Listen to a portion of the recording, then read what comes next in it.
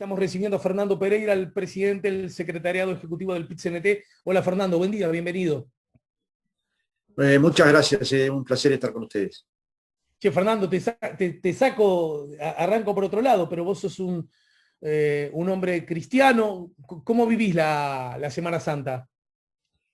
Bueno, como un acto de reflexión, yo parto de la base que las ceremonias son importantes, pero en términos de mi creencia, no.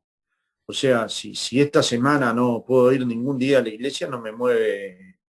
Entiendo que hay otras personas que obviamente sí le pasan, pero naturalmente que en un momento donde cualquier actividad en un ambiente cerrado es nociva, bueno, la Iglesia Católica y todas las iglesias tendrán que tomar las medidas adecuadas para que efectivamente los contagios no se den dentro de los templos, ¿no? Yo parto de la base, conociendo a Sturba, que esas medidas estarán tomadas y que ojalá, digamos, la creencia que cada uno de nosotros tiene o deja de tener, no signifique un agravamiento de las circunstancias sanitarias. Entonces, tomar medidas de fondo, como en cierta medida las tomaron los zumbandistas con el 2 de febrero y el día de Yemayá, me da la impresión de que hay que llevar las actividades a lo mínimo. De hecho, escuché a parte del arzobispado plantear que no va a haber actividades masivas y que, bueno, se van a tratar de ceñir al protocolo sanitario vigente, que supone 2 metros de distancia entre las personas, que supone el uso de tapaboca, y a esta altura en lugares cerrados el uso de tapaboca doble, con lo cual, digamos, todas las precauciones en todos los lugares. Ujú. Y a propósito de las medidas, sirve para los ámbitos religiosos, pero me parece que aplica también para otros. Esas medidas las tienen que tomar las organizaciones por sí mismas, los ciudadanos por sí mismos, o el Estado representado por el gobierno. Bueno, hay medidas que son individuales, digamos. Yo parto de la base de que si voy a ir a una actividad, aunque sea al aire libre, me pongo doble tapaboca. Y y en la medida de lo posible nos vamos dando cuenta a partir de conversaciones con los científicos uruguayos y con los miembros del Sindicato Médico del Uruguay y con los miembros de los sindicatos vinculados a la salud, que nosotros mismos tenemos que restringir nuestras propias salidas, por más que tenemos tareas muy importantes para desarrollar. El virus, el nivel de contagiosidad que hoy tiene el COVID es de un nivel tan alto que todos deberíamos extremar nuestros cuidados personales al tiempo de tener políticas estatales que contribuyan a eso. Yo ayer decía a la salida del vacunatorio, bueno, una política es la vacuna, llegar a los más grados niveles de inmunidad a través de la vacuna.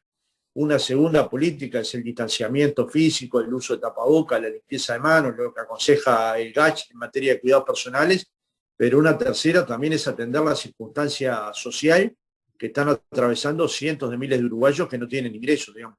Yo no le puedo decir a alguien quédate todo el tiempo en tu casa si vive en una casa de 4x4 con varias personas más y entre ellos muchos niños.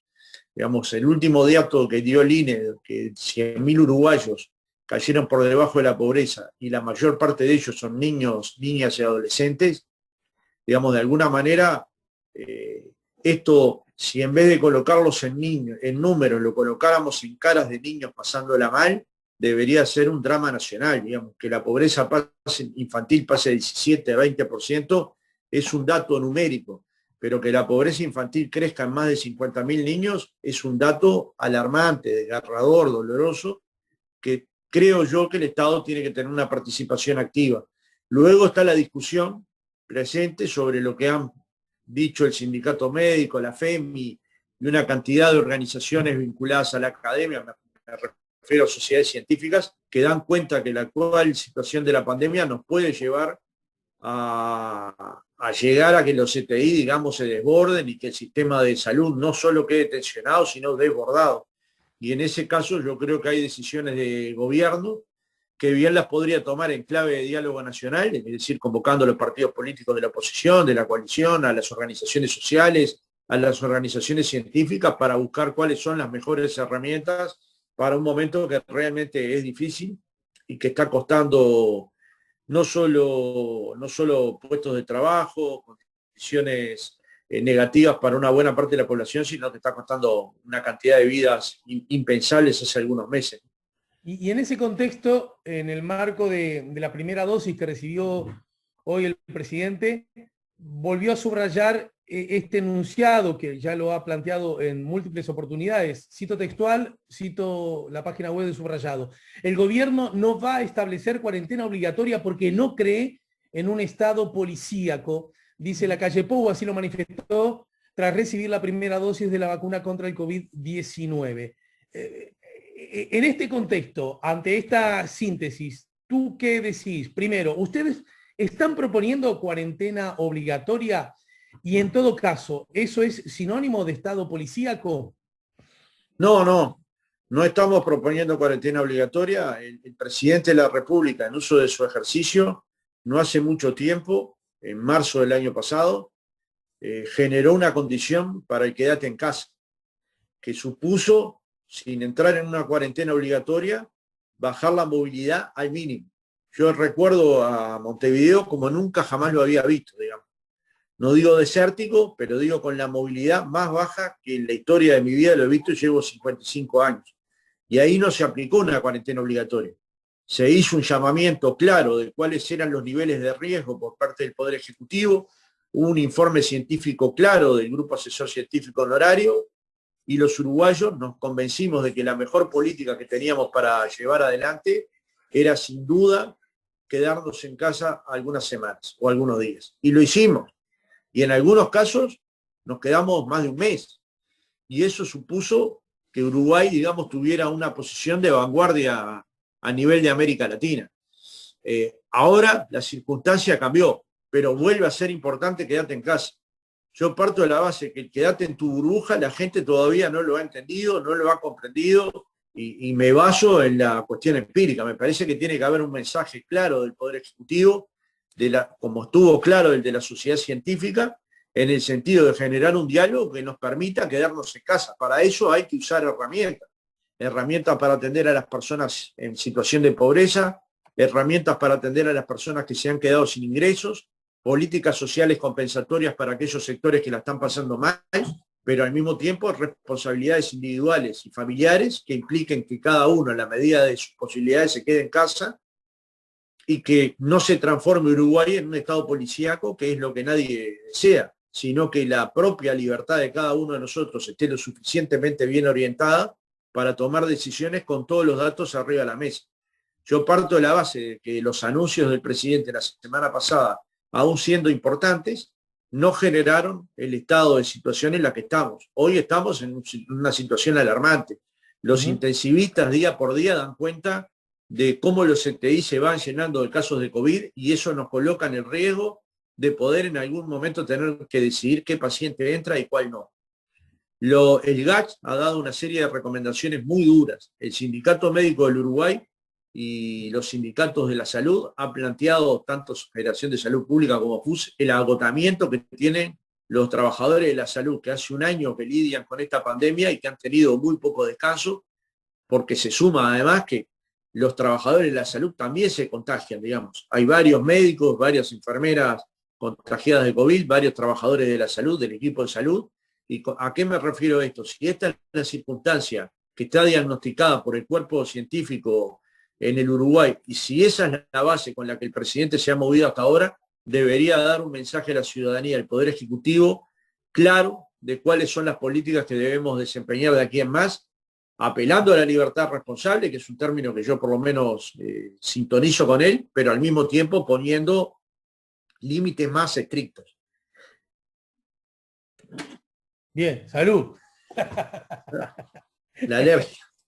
Bien, a mí me pasa de mañana también. En todo caso, Fernando, cuando vos planteás lo que planteás con la acostumbrada claridad con que planteás las cosas, vos sabés de memoria que surge la pregunta de cajón, un verdadero clásico, pero ¿cómo entonces si entendés, como acabas de decirlo, que hay parte de los ciudadanos que todavía no hemos entendido el rol y la importancia de la burbuja y por ende la necesidad de bajar la movilidad?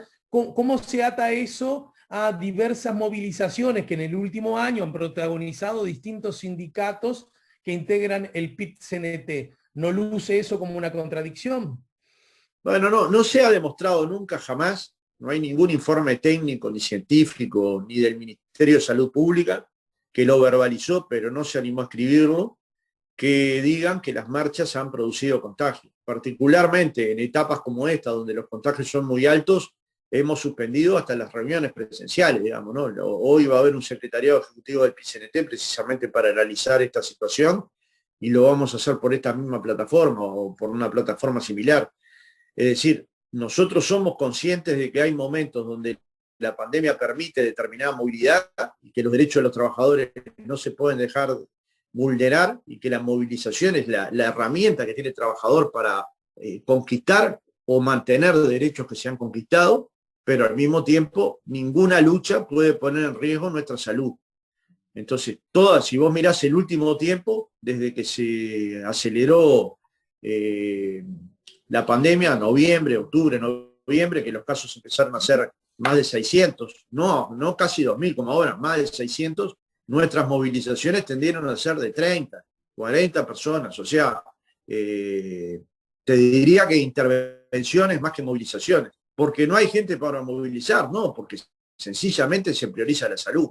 En el Día Internacional de la Mujer se descentralizó la movilización, hubo múltiples concentraciones en múltiples plazas para no generar la movilización tan masiva que se genera en 18 de julio, pero tampoco dejar de protestar por los derechos vulnerados que tienen las mujeres uruguayas. Y ahí hubo una plataforma clara que fue levantada por el feminismo y que va avanzando año tras año. Pero sin dejar de movilizarse, no dejaron de mirar que había un aspecto sanitario para atender. Esas organizaciones no son parte del PIT-CNT, digamos. El PIT-CNT participa de una de ellas, de la Intersocial Feminista. Pero lo que digo con esto es que hemos tenido extremos cuidados. Y de hecho, el año 2020 fue el año de menor conflictividad de los últimos 25 años. Y no será porque no hubo motivos. Se bajaron los salarios públicos, los salarios privados, las tarifas subieron por encima de la inflación. Hubo un presupuesto que recortó en 380 millones de dólares el gasto en educación, vivienda, salud, entre otros. Digamos, hubo motivos por el cual la movilización debería haber sido contundente. Sin embargo, fue el menor año de conflictividad. Es porque el movimiento sindical no tiene capacidad de conflictividad, sí que la tiene. El problema es que en el medio de una pandemia como esta, cada medida nuestra tiene que ser razonada una y mil veces, y así lo ha sido. O sea que el potencial reproche de actitud irresponsable y contradictoria, ¿entendés? Que no aplica con la realidad, con los hechos, y no se corresponde. No aplica, ni hubo ni un solo informe. Cuando la Intendencia de Montevideo le planteó al gobierno nacional que le diera un informe de la situación y dónde se estaban generando los contagios, el Ministerio de Salud Pública hizo un largo informe, 3 carillas creo que son, que coloca colegios privados, clubes deportivos, no coloca un solo acto sindical. Y lo otro, Alejandro, si nosotros fuéramos los transmisores, como mínimo tendríamos que estar enfermos. No hay un miembro de la dirección del PIT-CNT con COVID. ¿Esto quiere decir que nos cuidamos más que el resto? No, quiere decir que nos hemos cuidado. Probablemente haya muchos clubes deportivos que no tengan ni un caso de COVID, probablemente haya muchas entidades religiosas que no tengan ni un caso de COVID. Entonces, por una marcha en Montevideo vos no podés pensar que hay un pico de contagios en Rivera o Río Negro, ¿verdad? Entonces, me parece que echarnos la culpa entre ciudadanos es la peor conducta que podemos tener, porque no es que es algo que vemos, es un virus que se nos mete, y fíjate vos, si se les mete a los médicos, a las enfermeras, que están sumamente cubiertos, con doble tapaboca, visera. Bueno, ustedes han visto por la televisión cómo atiende un médico en el CTI, o cómo atiende una enfermera, o una nurse, o cualquier personal del equipo de salud, y van a ver que es un equipo muy completo. Sin embargo, en casos así se han contagiado. Es decir, intentar siempre buscar la culpa en otro es el acto más fácil del mundo. En realidad, si queremos salir de esto, tiene que ser una salida colectiva. Por eso, hace un año, en una columna que escribimos hace un año, invitábamos al gobierno a que hiciera un gran llamado a un diálogo nacional para de alguna manera tener una especie de comité de crisis, como se generó en el 2002 a partir de la iniciativa del aquel entonces ministro de Economía, Alejandro Achugarri, y del presidente Valle, para intentar salir de una crisis financiera. esta crisis sanitaria, pero se ha transformado en económica y en social, y creo que se precisan tener las patas sociales, políticas, científicas y médicas del Uruguay para encontrar una salida colectiva que nos permita darle a la sociedad todos los elementos para que tomen la mayor cantidad de medidas posibles a los efectos de cuidar la salud y salir rápidamente de este problema. Volvés a hablar del diálogo, es decir, sin embargo, cada vez que se señala esto, también están las voces que dicen, pero ¿qué falta de diálogo hablan? Si el PIT-CNT parece que tiene como una especie de túnel directo que lo lleva a la torre ejecutiva, los vasos comunicantes con el presidente de la calle parecen ser satisfactorios, ustedes se han visto con él se ha visto con ustedes. ¿De qué hablamos entonces cuando se habla de diálogo? ¿Qué es lo que de verdad pretenden? Y frente a este asunto, y de paso me respondes todo, Fernando, se dice, bueno, macho, pero pará, no se olviden que los ciudadanos han resuelto un cambio de gobierno, una nueva dirección en la gobernanza de la República, y por lo tanto los que gobiernan son unos, y los otros lo que tienen que hacer es respetar el funcionamiento de las instituciones. Así que esto de diálogo para cogobernar no corresponde. De ambas cosas... No. Diálogo para cogobernar no estamos planteando. De hecho, ni Valle dejó de gobernar, ni Alejandro Echeverri dejó de tomar las decisiones de política económica del país. Sencillamente que dialogó en aquel momento muy fuertemente con el sindicato bancario, con el PIT-CNT, con los partidos de la oposición, en aquel momento del Frente Amplio, con los partidos que formaban parte del gobierno, de la coalición de gobierno, para encontrar los mayores consensos en un momento donde las crisis son de una magnitud que se precisa de todos, pero nadie pide tener decisiones de gobierno. El gobierno es quien tiene la responsabilidad de llevar adelante las políticas, pero bien puede tener una mesa donde escucha al cuerpo científico, donde escucha al movimiento sindical, al movimiento empresarial, a los partidos políticos de la oposición y de la propia coalición para encontrar las mejores salidas posibles. Después, ¿quién va a tener que tomar la decisión? Siempre termina siendo el presidente de la República. Y sobre la primera parte de la pregunta, yo no estoy reclamando diálogo del presidente con el PIT-CNT porque es evidente que hay y es de buena calidad. Podremos llegar a acuerdos o no, pero hay un diálogo fluido. Cada vez que se le ha pedido una entrevista al presidente le ha dado, a la vicepresidenta le ha dado, al secretario general de presidencia lo mismo, a los ministros es infinidad las veces que nos hemos reunido. No estamos pidiendo eso porque pedir eso es pedir algo que ya tenemos, sino que sea una cuestión más global la que logre encontrar los caminos para de alguna manera orientar al Uruguay en esta circunstancia que nadie quiere vivir, que es una pandemia que lleva un año y que precisamente un año de la pandemia se ha agravado a su máximo punto. Entonces, acá donde pensar, reflexionar y luego actuar tiene más vigencia que nunca. Nadie puede decir que el gobierno no está pensando y no está mirando por un lado la economía, por el otro lado la salud, pero tampoco nadie puede decir que el resto de los actores no estamos tratando de hacer lo mismo dentro de nuestro lugar de juego, en nuestro espacio, que es la representación de los trabajadores, pero también siendo conscientes que en nuestros lugares de trabajo también se juega una parte del partido. Por ejemplo, el ministro Mieres y el inspector general de trabajo, Tomás Teijeiro, planteaban que el 50% de las empresas no cumplían con el protocolo. Bueno, este es el momento donde los protocolos se deben, digamos, esforzar para el cumplimiento máximo, y ahí pueden jugar un papel importante los sindicatos, el gobierno, las cámaras empresariales, los propios empresarios. Pues no tiene sentido no cumplir los protocolos validados, o no tiene sentido tener protocolos muy flexibles cuando luego eso termina perjudicando tu actividad, cuando luego eso, la falta de movilidad que afecta a un pueblo. Ya hay cantidad de pequeños boliches que han tenido que cerrar o que han tenido que mandar a su personal seguro de paro por el achicamiento de la movilidad. Bueno, el cumplimiento entonces de los protocolos en nuestro lugar de trabajo es esencial. Estas cosas, como muchas otras, se pueden dialogar. Y si tenemos que ir a un quédate en casa, el quédate en casa tiene la voz del Poder Ejecutivo, que es una voz muy escuchada, por cierto, pero tendrá otro sector que es escuchado por el movimiento sindical.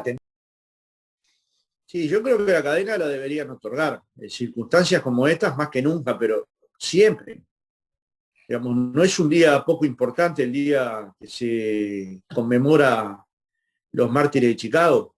El 1 de mayo es un día muy importante para la clase trabajadora a nivel planetario y debería poder darse algunos minutos que no hace gran daño a nadie y que le genera la posibilidad a los trabajadores de escuchar la voz del movimiento sindical. Y en segundo lugar, claro que nosotros nos gustaría hacer un acto en la plaza, eso está claro. De a poco hemos ido virando hacia un acto en un lugar más amplio, Avenida Libertador, pero también va a depender mucho de cuál es la circunstancia de la pandemia. Si fuera hoy el acto, no se podría hacer ahí tampoco. Y Ajá. tendríamos que ir a una caravana o a una alternativa o a buscar distintas posibilidades. Algunas experiencias han sido muy fuertes.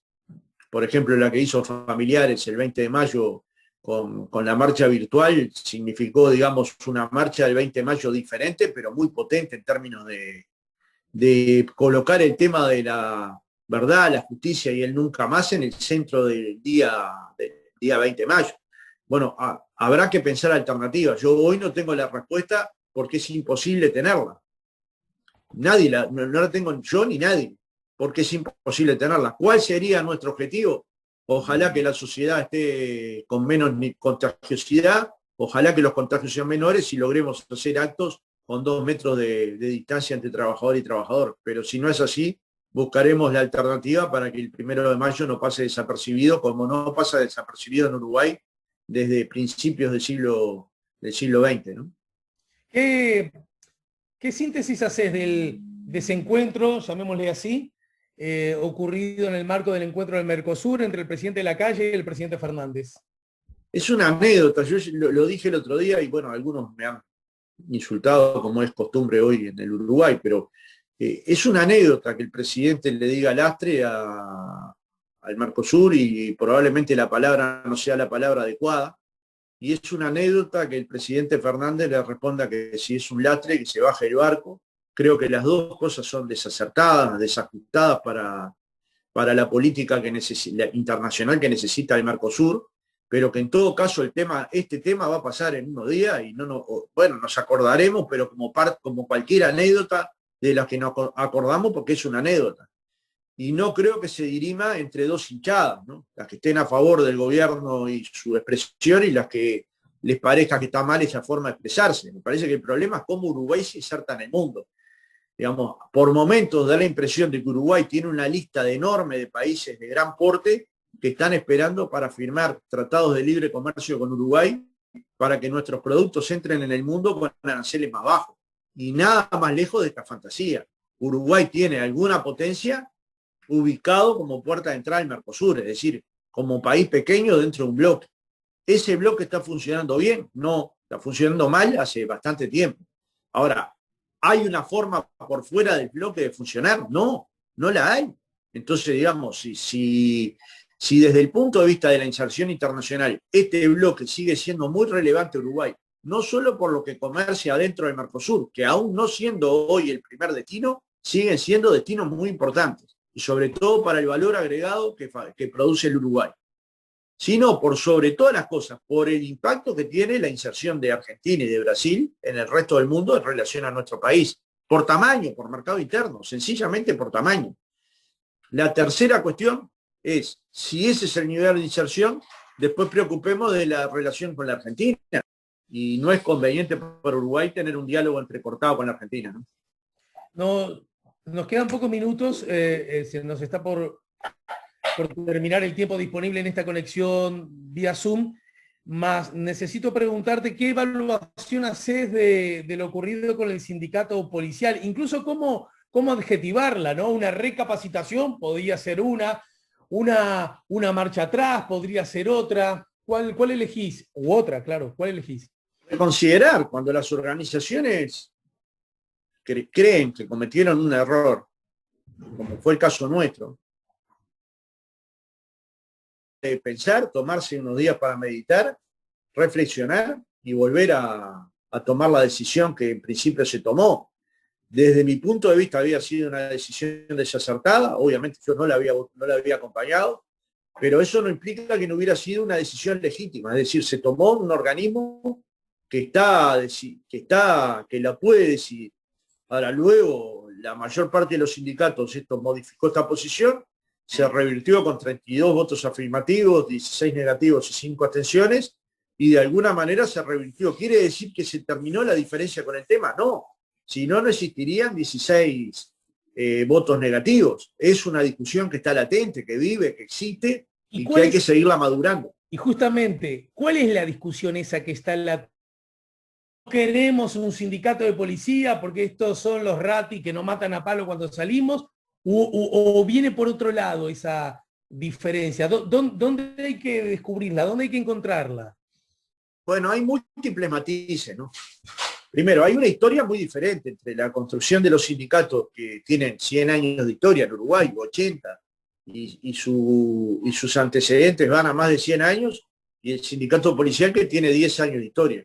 Luego, el sindicato policial tiene una cuestión que no puede desarrollar, que son las huelgas, y además mandos verticales, digamos, ¿no? Es decir, lo que decide el mando se responde verticalmente. Entonces, esto produce una serie de desencuentros, o puede producirlos, sobre las decisiones que podría tomar eventualmente el Ministerio del Interior, el acatamiento que tiene que tener del cuerpo policial y los posibles desencuentros con el movimiento sindical y popular en ocupaciones, marchas, etcétera, piquetes. Esta es una parte de la reflexión que hay que tener. La segunda es si efectivamente, y esta es del otro lado, la policía son trabajadores que tienen muchos niveles de opresión, en el sentido de que tienen todavía salarios insuficientes, para poder vivir tienen que tener horarios de 2.22 o incluso 2.23, que tienen condiciones que ponen en riesgo su seguridad y su vida en muchas ocasiones, y que eso requiere tener un sindicato, y tener un sindicato en el Uruguay es sinónimo de estar dentro del PIT-CNT. Y sin dar todos los argumentos, porque tampoco soy el dueño de todos los argumentos, estos platillos se inclinan hacia un lado o hacia el otro. La gran mayoría se inclinó porque se mantuvieran dentro del PIT-CNT. Yo creo que hay que tener un diálogo con ellos, digamos, fuerte y permanente, para de alguna manera ir acordando distintas posiciones sobre temas que luego son de alta sensibilidad, ¿no? Y en ese sentido, un dato casi de carácter informativo, Fernando, te pregunto, ¿el sindicato policial apoya la LUC, o dicho de otra manera, definitivamente no apoya la recolección de firmas que procura derogar 135 artículos de la misma? No, no apoya. Y bueno, esa es una decisión, para mi gusto, errática. Es verdad que hay algunos artículos vinculados a seguridad que ellos lo habían apoyado en términos de lo que creían que eran herramientas que la policía tenía que tener para actuar con mayor eficacia, pero también es cierto que luego que una mesa representativa del PIT-CNT resuelve un tema, los sindicatos pueden no hacerlo, es decir, podrían no juntar firmas. Lo que no deberían poder hacer estatutariamente es opinar en contra de una decisión que se tomó por una muy amplia mayoría. Bien. Para terminar, necesito que me cuentes en qué va justamente la recolección de firmas. Tengo la impresión de que viene lenta. No, lenta no viene. Hay unas 300.000 firmas. ¿Me dejás hacer una moña? Sí. Tengo la impresión que no viene lo suficientemente rápida. Bueno, son 300.000 firmas, casi. Esto implicaría que en 3 meses hay que juntar unas 400.000, más o menos las que se han juntado hasta ahora y un poco más. El problema grave que tenemos es que si efectivamente vamos, como discutimos en la primera parte de la entrevista, a una menor movilidad, naturalmente la recolección se va a hacer extremadamente compleja.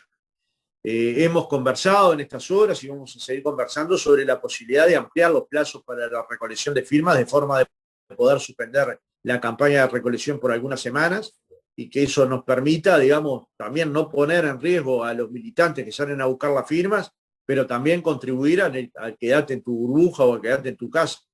Veremos qué responde la Corte. Desde mi punto de vista, el Parlamento, pero lo están analizando los juristas. Digamos, el Parlamento pudo resolver una ley que modificó la elección municipal de mayo, que es una fecha como sagrada, para el mes de septiembre. Y no hubo grandes problemas. Unánimemente se entendió que la pandemia era un efecto lo suficientemente nocivo como para poder modificar la fecha.